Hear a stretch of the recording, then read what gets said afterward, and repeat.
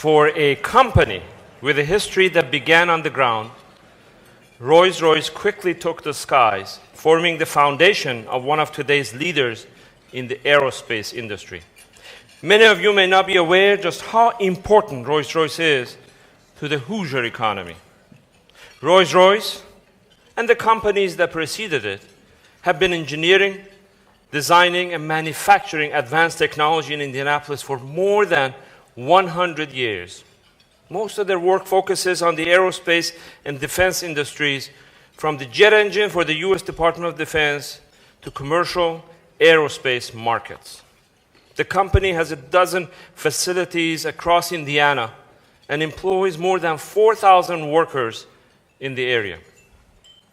In Indianapolis, Rolls-Royce is in the middle of a 5-year, $600 million investment to modernize manufacturing operations and to conduct technology research. Now it is my pleasure to introduce Tom Bell as our keynote speaker. Tom was appointed chairman and CEO of Rolls-Royce North America in March 2018. He also maintains his previous position of president of the company's global defense business. Although new to his role as CEO, Bell is no stranger to Rolls-Royce. He initially joined the company in middle 2012 as president for its North American customer business, and after that held the same position at the firm's global defense aerospace business. Prior to his return to Rolls-Royce, Bell served as vice president of global sales and marketing for defense, space, and security at the Boeing Company. Please join me in welcoming the leader of a company that plays a key role in ensuring Indianapolis continues to be a major player in the manufacturing and aviation industries, Tom Bell. Thank you. Appreciate it. Okay, good afternoon. How's everybody doing? Well, thank you for that kind introduction, Nasser, and it's great to be here in Indianapolis again with so many leaders of academics and industry, and thank you very much to my Rolls-Royce colleagues for showing up. I hope, if there's any hard questions, I'm going to throw them to you. Well, as Nasser said, we're going to talk a little bit about who Rolls-Royce has been, who we are today, and where we're going as a company. But before we do that, I want to take you on a little journey because, like you, I spend a lot of time on airplanes, and frankly, that's a good place for us to begin. So I want you to, you don't have to close your eyes, you don't have to do any of that Imagineering kind of stuff, but I want you to envision the last time you took a flight. A couple hundred of your dearest friends boarded an airplane at an airport somewhere near you, and you got in and you found your seat. And before too long, you took off for some city far, far away. Someplace that, frankly, just a few years ago, you could have only envisioned in your dreams visiting. You sit in comfortable seats. Okay, work with me here. We don't make seats, so it's okay. You sit in comfortable seats, and some are more comfortable than others, and none are really all that comfortable. And you eat reasonably good food. Again, work with me. But you're in a temperature-controlled place, and before long, you start to snooze, or you eat a meal, you take a drink, you watch a movie, you binge-watch those box sets of TV, things that you've missed at home, and you never really give it much thought. But just inches away, outside that fuselage of that airplane, the temperature is negative 50 degrees or less. And the air pressure is 20% that of here at sea level. In fact, your life is unsustainable within inches of where you sit in relative comfort. And within feet of your seat, you're being hurtled through the air at almost the speed of sound through these two gas turbine engines sitting underneath the wings. These engines propel that airplane through a series of controlled explosions. Now, don't get scared. It's all planned. But the fact is, those controlled explosions make the temperature inside that engine greater than the melting point of the metal that it contains. So think about that for a minute. How is it that an engine that is generating heat greater than the melting point of the components of the engine doesn't just eat itself up and melt itself away? Well, this is what makes this industry so very fascinating. The fact is that those turbine blades inside the engine contain hundreds of microscopic holes that take cooler air from elsewhere in the engine and channel it to create a thermal barrier around the blade so that the blade doesn't melt and still channels the air. Pretty cool, huh? Get it? Cool? It's amazing stuff. And it's happening right here, right up the street in Indiana. And that's just one example of the amazing technologies every day on every plane that are allowing all of us to get to wherever we need to be, whenever we need to be there. Those engines alone contain about 18,000 parts each. And the ability for that engine to perform at that level requires engineering and manufacturing measured in microns, the thinness of a human hair. It's just amazing stuff. And so after some thousands of miles, that airplane touches down within inches of where it was planned to touch down. A couple hundred tons of metal comes to a halt within a couple miles of where it touches down. And we all get off and we fire up our cell phones and we work the kinks out of our backs and we get on with our day. Nothing to it. Now, this modern marvel of engineering is brought to you by companies like Boeing and Airbus and, yes, Rolls-Royce. Because, as Nasser said, we're thrilled to be a leader in commercial aerospace. Hopefully, this story gave you a little bit of a hint about the Rolls-Royce today. And I want to, just make sure that no one thinks they're at an Oprah, filming here, where we're going to be giving away cars. Nice cars. But the fact is, we want to dispel that myth right now. We sold the Rolls-Royce car company some 40 years ago, and Rolls-Royce automobiles are now actually manufactured by BMW. So the next time you think we're the car company, you can play Trivia Pursuit with your friends and help them understand, no, 40 years ago, and those are built by BMW. They won't believe you, but you'll be right, okay? The Rolls-Royce that I represent is an industrial technology company where we make all sorts of power systems, from gas turbine engines to reciprocal engines, diesel, gas, biogas, nuclear, and other power systems for use on land, sea, and most commonly, like my story before, air. Our vision statement today is pioneering the power that matters. Rolls-Royce is a global company headquartered in London with operations in 55 countries, and we employ about 50,000 people globally. Our roots also run deep here in the Hoosier State. For more than 100 years, Rolls-Royce and our predecessor companies have been engineering, designing, and manufacturing advanced gas turbine technologies right here in Indiana. Our history began in 1915, when James Allison started a small automobile engine company in Speedway. Allison's company went through many changes over the years, the last significant one being purchased by Rolls-Royce in 1995. Today, we employ 4,000 people here in Indianapolis across 12 facilities. This represents our largest single footprint in North America. The majority of our engines made here these days are for our defense customers, global defense customers for sure, but our domestic defense customers also, in the U.S. Air Force, the U.S. Marine Corps, and the U.S. Navy. But we also power scores of helicopters, regional and business jets, and provide power and propulsion systems for naval vessels. Products built here power the likes of the F-35B Lightning II, which is the U.S. Marine Corps' first and only stealth short takeoff and landing fighter. The C-130J Super Hercules transporter, the MV-22 Osprey vertical lift transport, Global Hawk and Triton unmanned aerial vehicles, Citation and Embraer business jets, Bell and Robinson helicopters, and the U.S. Navy's newest hovercraft, the Ship-to-Shore Connector. This is a boat that flies. Again, a marvel of modern engineering brought to you by Rolls-Royce. Related to this, you may have heard also that just last month, Boeing won the contract to develop the U.S. Navy's new MQ-25 Stingray aerial refueling drone. Rolls-Royce will power that with the same engine in the Triton and the Global Hawk. Engines designed right here by Hoosier engineers and proudly built by our UAW workforce.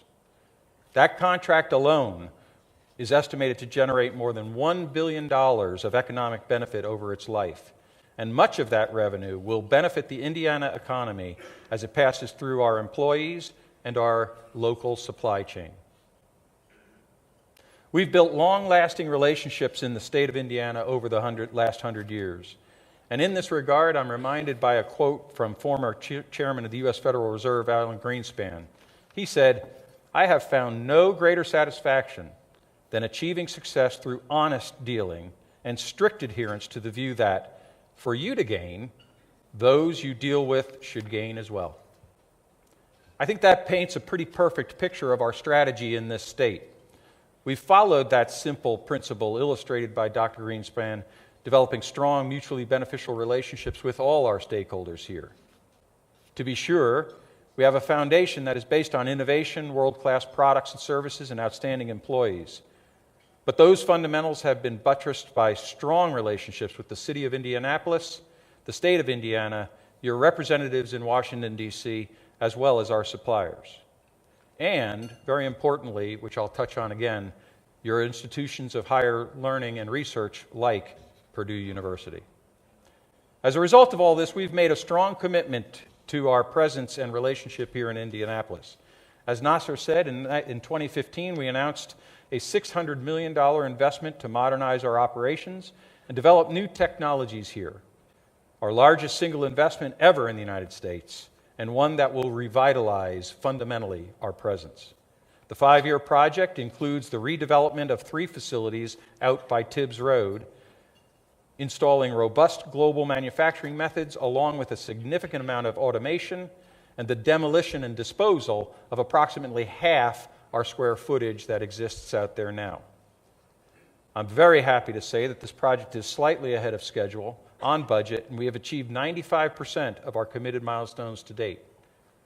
When we cut the ribbon on this facility in early 2020, it's going to be an exciting day for all of us, a fantastic day for Rolls-Royce, and a fantastic day for Indianapolis. The new campus is going to be a strong competitive advantage for us. We'll have modern, clean, and high-tech manufacturing facilities where workflow and technology will merge with a highly trained workforce to make world-class products. And we got to this point because the state, the city, and community all cooperated. Yes, as an outsider to your Hoosier state, I can tell you, after working with many state and local governments, that you can be proud of all your elected officials because they really do work together, in my humble opinion, to make sure Indiana is a state that works. Now, I mentioned earlier our relationship with Purdue, and I'd like to expand on that a little bit more. Purdue is a key partner in our technology development strategy and provides a talented pipeline of graduates who bring fresh ideas and drive fresh innovation into Rolls-Royce. For nearly 40 years, Rolls-Royce and Purdue have collaborated on exciting and innovative technology projects, mainly in the area of gas turbine research. Today, we're honored to have more than 600 Purdue alumni working amongst our workforce here in Indianapolis, significantly more than from any other university. In 2003, Rolls-Royce recognized Purdue with the University Technology Center for high Mach propulsion, the first such center in the United States. The designation inducted Purdue into a unique and exclusive Rolls-Royce network of prestigious universities around the world, including Cambridge and Oxford. In 2016, we elevated that relationship with Purdue to be a global university technology partnership. Along with this recognition, we announced a $33 million joint program to research and develop next-generation aircraft propulsion systems. The University Technology Partnership has also allowed for a new building on campus The new Rolls-Royce Purdue facility is located within the university's aerospace park, located at the main entrance. This facility, referred to as the Purdue Technology Center, provides significant value to Rolls-Royce, our customers, and the university. There, we have in-house testing expertise and experience, which can be applied to current products and future program development. Innovation is certainly our lifeblood, and facilities like the Purdue Technology Center are incubators for powerful new ideas and advances that will help lead the technology of tomorrow. Together, we'll work on new ways to make the best engines in the world even better, more powerful, more efficient, and more environmentally friendly. Okay, so I've talked a little bit about what Rolls-Royce is yesterday and today. It's probably time that we talk about some of the things we're doing to prepare for tomorrow.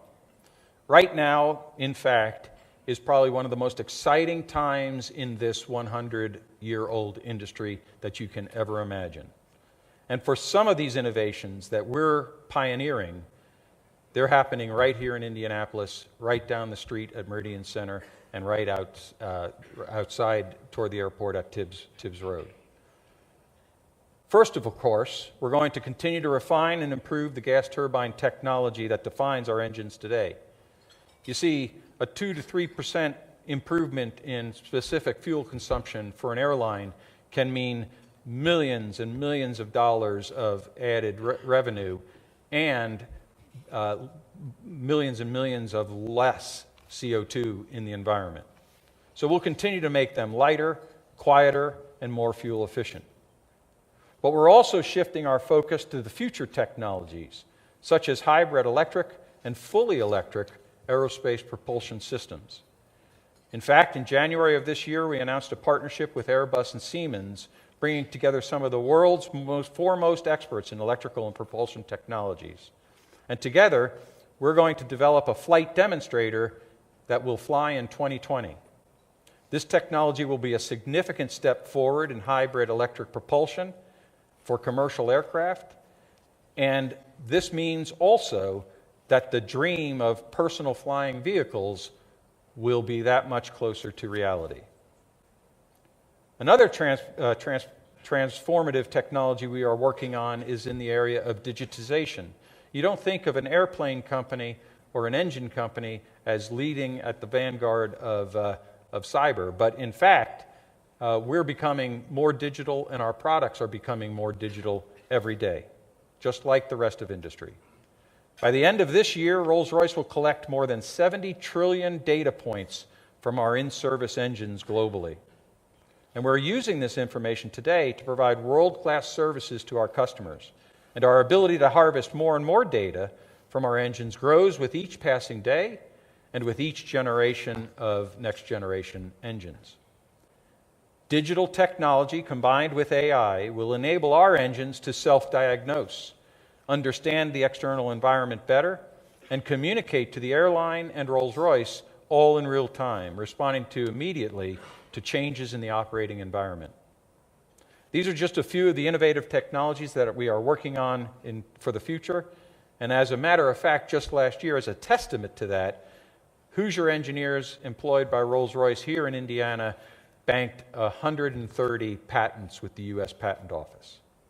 So we're looking towards the future, and we're looking forward to that future right here in Indianapolis. Okay, so before I wrap up, I want to switch gears one last time and talk about probably the most important component of our success in Indiana. I've talked about our strong relationship with the state and local government, and I've talked a little bit about our future. But there's one last area that I'd like to touch on that really brings our commitment to the state into focus, and that is our amazing employees and the strong connection to the community that they have. Our employees really are the best of the best of the best at work. Sorry for all you other employers.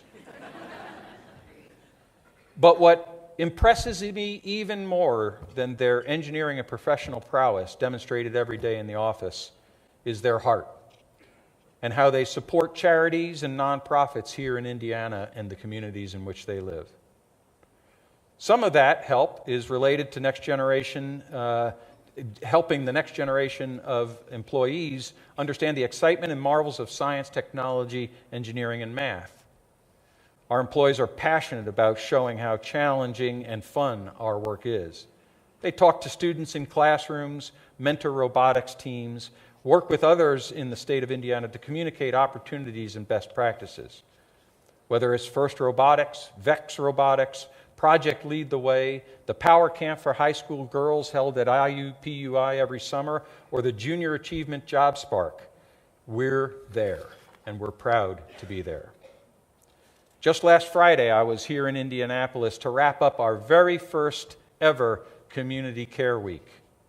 Over the course of that week, more than 1,200 Rolls-Royce employees donated a half a day each to make Indiana a better place.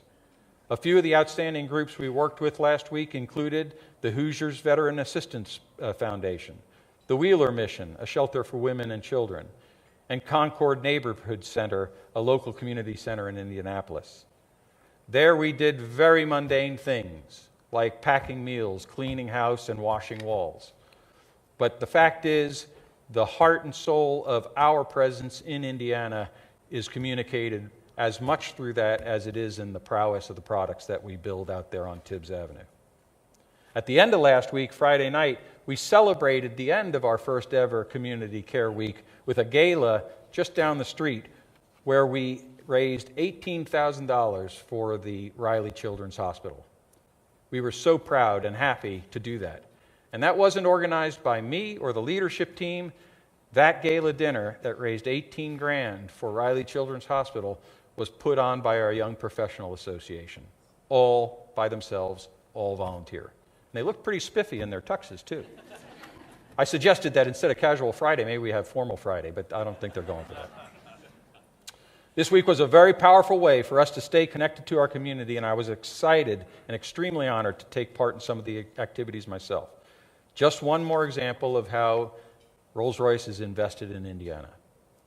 Well, I think that's a perfect place for us to stop today. Again, I thank you for inviting me to speak to you. I look forward to your question and answer about the past, present, and future of Rolls-Royce, or wherever you'd like to take this conversation.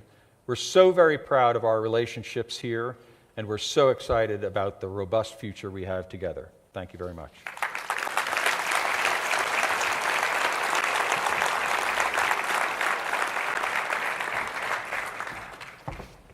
These are funky things. These are, yes. Thank you very much. This is the question and answer period. And there is a white card on your tables that you can put your questions and pass it on, and we'll ask. At the beginning of your talk, you asked this question: how is it an engine?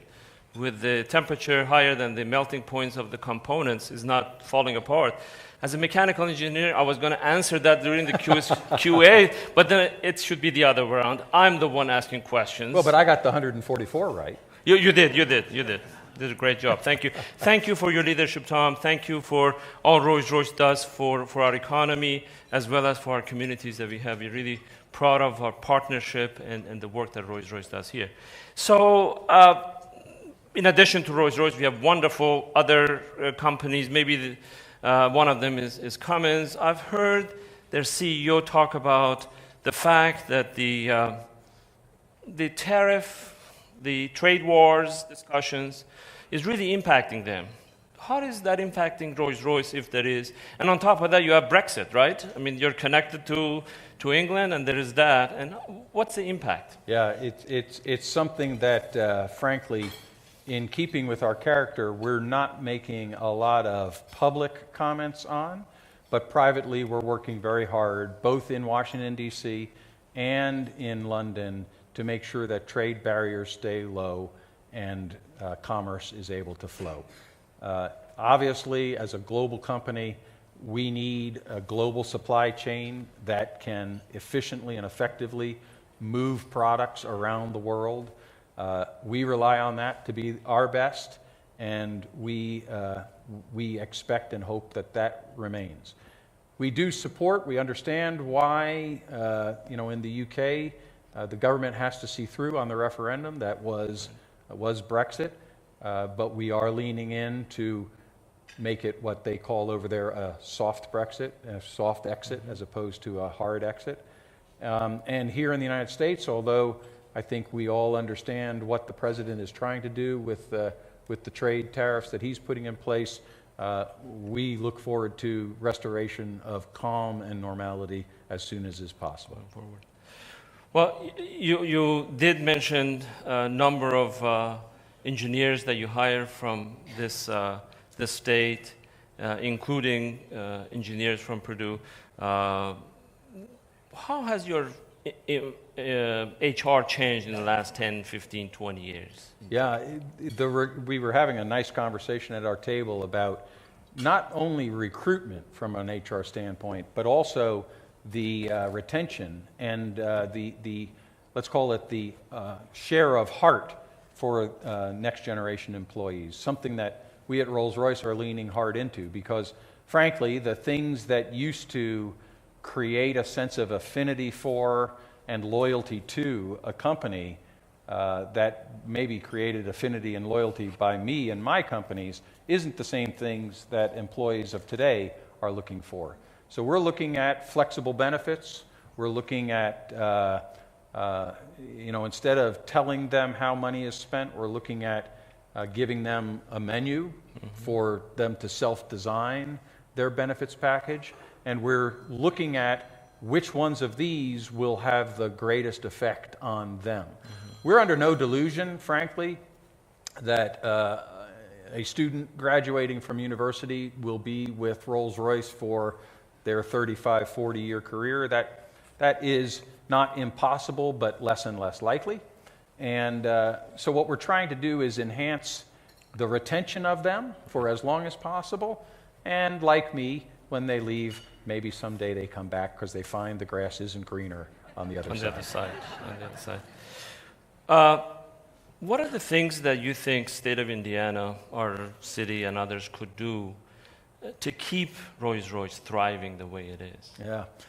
So I mentioned, and I mentioned also to a member of the economic development group here, that those comments I made were not written by somebody else and gratuitously slipped off my tongue. I really mean what I say about the incredible working together ethos that you have here in Indiana, and you should be very proud of, and also remain vigilant about. Your mayor, your governor, the Economic Development Corporation really are fantastic. The conversations, though, I've had with your mayor and with your governor are about that workforce of the future. And there's two things that we're very interested in. You know, everybody talks about STEM. I talked about STEM. STEM is important. But diversity and inclusion is critical to us. We can't have the products we need to have, and we can't have the innovations for the next century of flight if we don't have a diverse and inclusive workforce. Now, I need to do that, but so does a community like Indiana need to create a sense of diversity and inclusion in the community. Critical to us. As is attracting and retaining that next generation worker. I think what you've done with the downtown area here, aggregating your mass into a center of gravity that is both cultural and sports and nightlife and work, is wonderful and forward-leaning. I would encourage you, frankly, to just keep up with that, because I do think that's a differentiator for Indianapolis. Now, I'm not predicting that, WHQ2 or whatever they call it at Amazon is coming here, but I personally am not surprised that you're on the short list with Jeff Bezos' firm. I'm not surprised at all. Wonderful, wonderful. You did talk about innovations at Rolls-Royce going forward. You did talk about electric engines. As you know, cars are moving in that direction, and we already have a number of automakers with engines there. So how close are we to electric engines by Rolls-Royce? Yeah, the probably a little further than the automobile industry was in getting to all electric, and probably a little farther than trains were to get to all electric. Why? Because they roll. There's something about flying and weight that Yeah. matter. And so the power density of a battery right now, and where battery technology is, as wonderful as your iPhone or smartphone Yep. is, the fact is the battery density isn't quite to the point that it can sustain a flight for hours and hours. And so we're probably looking at hybrid technology first, with smaller gas turbines that provide power to a distributed electrical system in an airplane that allows it to harness half of the fuel efficiency of an electric airplane. But that all-electric airplane in the bigger applications will probably be a little bit further out, all because of that thing that is weight. Right. Well, until we get to completely electric, of course, we have engines. Yes? What is Rolls-Royce doing to really help with the environment issues, Yeah. keeping the exhaust clean as much as possible? So the statistic is that less than 2% of the world's CO2 emissions come from aviation. So, that's one to file away. 98% of the world's CO2 emissions come from other places than aviation. But 2% is still 2%, and we don't take that as, okay, that's a kitchen pest, and now we don't have to worry about it. Instead, what we're doing is we're generating next generation engines that are all higher fuel efficiency and higher and lighter. So, for instance, the jet engine that you get on a 787 by Boeing, the jet engine made by Rolls-Royce, is a full 15% more fuel efficient than the generation that preceded it. And if you think about that, 15% is huge. And we were talking also about the ability that gives not only to the airline to be more efficient and be more environmentally friendly, but it also allows Indianapolis to secure a flight to Paris. Because that city pair that used to not make sense economically now can, because the airplane you need with the range you require to get to Paris can now fly there economically, efficiently, and make money for Delta Airlines. So that's the march we're on. Every generation will be better and more fuel efficient, and that's the march we'll stay on. Well, there's a question about challenges that you may face maintaining intellectual and technical security against foreign sources. Yes. Can you comment a little? You have a lot of projects from the government. Yes. So, yeah. Cybersecurity is a huge issue for us, and one that we have a sizable investment in ensuring we stay out of the papers about. We do that in two ways. Obviously, we have reasonably robust defenses to keep bad guys out. But then, as with most industries, and most of you know this better than I, knowing you'll never keep everybody out, detect them fast, shut them down fast, and make sure they don't exfiltrate with data you care about. It's a constant battle. It's a constant moving game. And if any of you are cyber experts, please come get my card after this. Well, given the demands of, or keeping up with the global competitive economy, do you outsource any of your work? Yeah, some more than 70% of our build on any given engine is made by the supply chain, what we call the supply chain. Most of that global, as I referred to before, with a large amount being relatively local to any one of our plants. So 70% of our spend, it's all designed by us, it's all specified by us. Even the manufacturing methods are specified by us.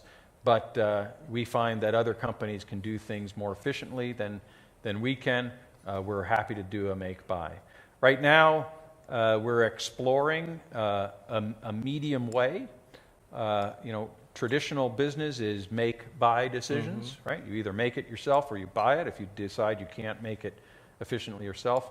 We're exploring a middle ground here that is a collaborative model where we form certain joint ventures or joint entities to do critical technologies in spaces where we don't want to make it, but we want to be very much in control of who it is that's making it so that we can buy it.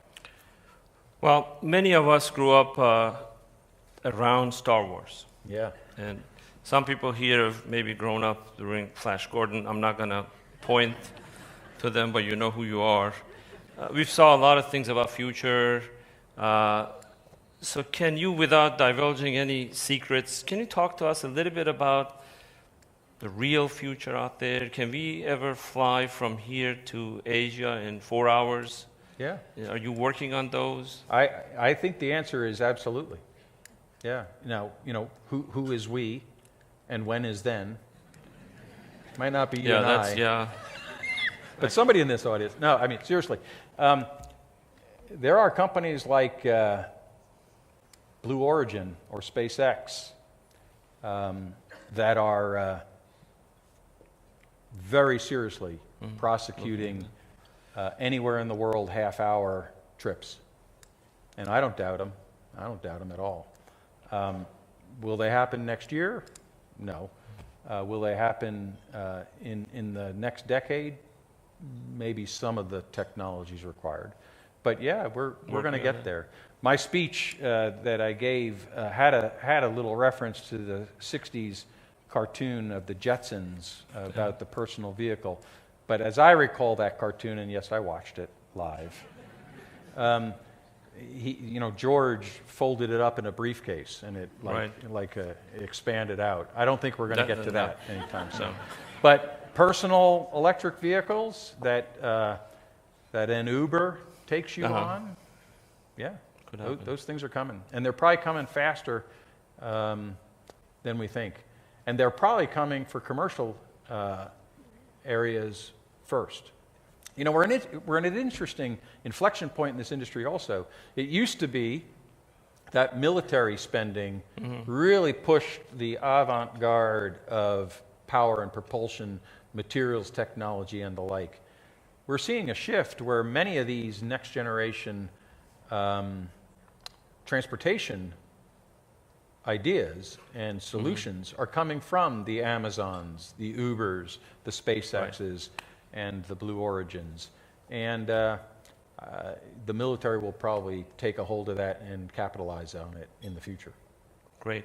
Now, I have heard about Rolls-Royce Liberty Works. Yes. Can you talk to us a little bit about that project? No, we'll have to close the door and sign everybody We won't share it with anyone. Yeah, so Rolls-Royce Liberty Works is our place, again, up on Tibbs Avenue, where we have a few hundred very skilled engineers and manufacturing people who are working with the DoD on their secret and top secret solutions for tomorrow's problems. We can't talk a lot about what they do out there for obvious reasons, but again, from an Indiana perspective and from a Hoosier perspective, you can be very, very proud that your neighbors are leaning into some of the most vexing problems this country has, and the threats that we face, the real world threats that we face, and providing solutions to the Army, the Navy, the Air Force, and the Marines on all of them. It's an exciting place, but you'll never see it.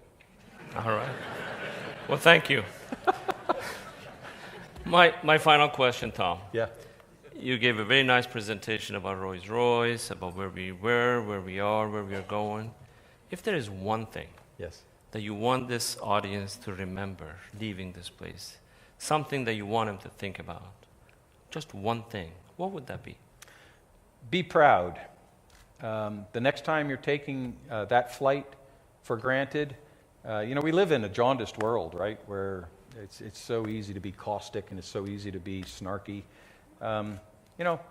Take a breath, look around, reflect on the miracle that your fellow human beings and America has brought to the world, and be proud. Next time you're at a Veterans Day parade, thank a veteran. And next time you see a military product fly, there's probably a good chance Rolls-Royce is providing the power or had a big role in making it so. Be proud. Wonderful. Thank you very much, Tom. Thank you. Just have it.